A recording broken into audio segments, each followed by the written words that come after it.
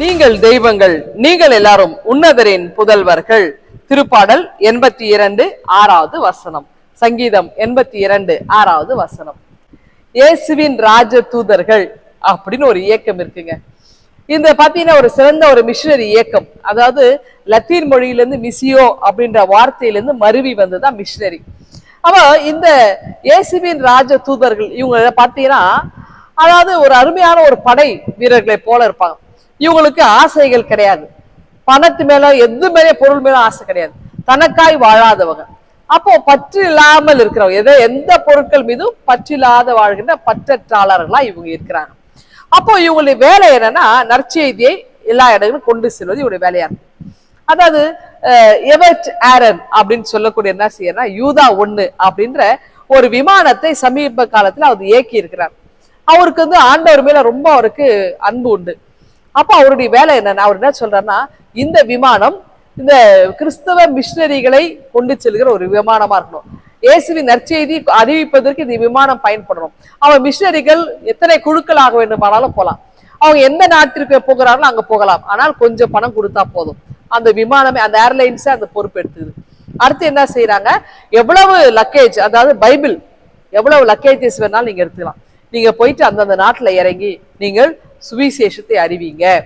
ஏன் அப்படின்னா, இங்க கடவுள் நமக்கு சொல்ல, நீங்கள் எல்லாரும் தெய்வங்கள், அதாவது உன்னத கடவுளின் பிள்ளைகள் அப்படின்னு ஒரு உரிமையை கொடுத்திருக்கிறார்.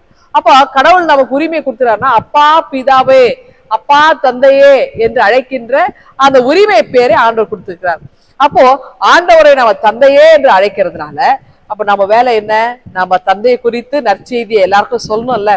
அப்போ அவருடைய வருகை சமீபமா இருக்கிற நேரத்துல நாம இயேசுவின் நற்செய்தியை மற்றும் அறிவி, அதாவது பல நேரம் நாம என்ன யோசிக்கிறோம்னா, நான் மீட்கப்பட்ட, என் குடும்பம் மீட்கப்பட்டிருக்கு, நாங்க திருச்சபையில ஒரு நல்ல பெரிய பொறுப்புல இருக்கிறோம், நாங்க நல்லா இருக்கிறோம், நாங்க விசுவாசமா இருக்கிறோம், எங்களுக்கு இந்த திருமறை குறித்த எல்லாமே எங்களுக்கு தெரிந்திருக்கு, போதும், நாங்க ரட்சிக்க போய், இந்த எண்ணம் மட்டும் இருக்கு. மற்றவர்களை குறித்த கரிசனை இல்லை. ஆனால் ஒரு காலத்துல நம்ம முன்னோர்கள் அப்ப ஒரு மாதிரி நாகரிகமற்ற ஒரு நிலையில இருந்தாங்க. அவங்களுக்கு சிறந்த கல்வியை கொடுத்தாங்க இந்த மிஷனரிகள் தான். அப்புறம் இடம் வாங்கி கொடுத்து மருத்துவமனைகள், விடுதிகள், கல்வி நிறுவனங்கள், திருச்சபைகள் எல்லாம் அவங்க இடத்த வாங்கி கட்டி நமக்கு சிறந்த ஒரு கல்வியை கொடுத்து ஒரு நல்ல நிலைமையில வச்சுட்டு போயிருக்காங்க. யாரோ ஒருவர் நமக்கு வந்து அவர் உதவிகளா செய்திருக்கிறதால இன்னைக்கு நம்ம நல்லா இருக்கோம். அப்போ நாமும் மற்றவர்களுக்கு உதவிகளை செய்யணும் இல்லையா? இயேசுவின் நற்செய்தியை நம்ம கொண்டு செல்றதா இருக்கணும் இல்லைங்களா? இந்த சுவிசேஷத்தை நம்ம கொண்டு செல்லுகிற ஒரு நல்ல போர் வீரர்களாக நாம திகழங்க. அப்படி செய்வதற்கு இந்த நாளிலே நீங்கள் அர்ப்பணிப்பீங்களா?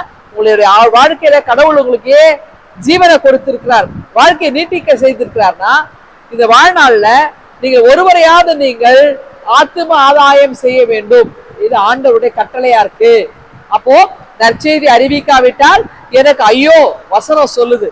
அப்படி என்றால் நற்செய்தி அறிவிக்கிற ஒரு அறிவிப்பாளர்களாக நாமளே நற்செய்தியாகவே நாம் மாறுகிறவர்களாக திகழணும். இந்த சிந்தனையோடு இந்த நாளை நீங்க துவங்குங்கள். ஆண்டவர்கள் ஆசீர்வதிப்பாராங்க. ஆமென். எங்கள் அன்பின் ஆண்டவரே, இந்த நற்செய்தியை நாங்கள் கொண்டு செல்ல திகழ கிருபை தாரும். மீட்பு இயேசுவை ஜெபிக்கிறோம் எங்கள் அன்பின் கடவுளே.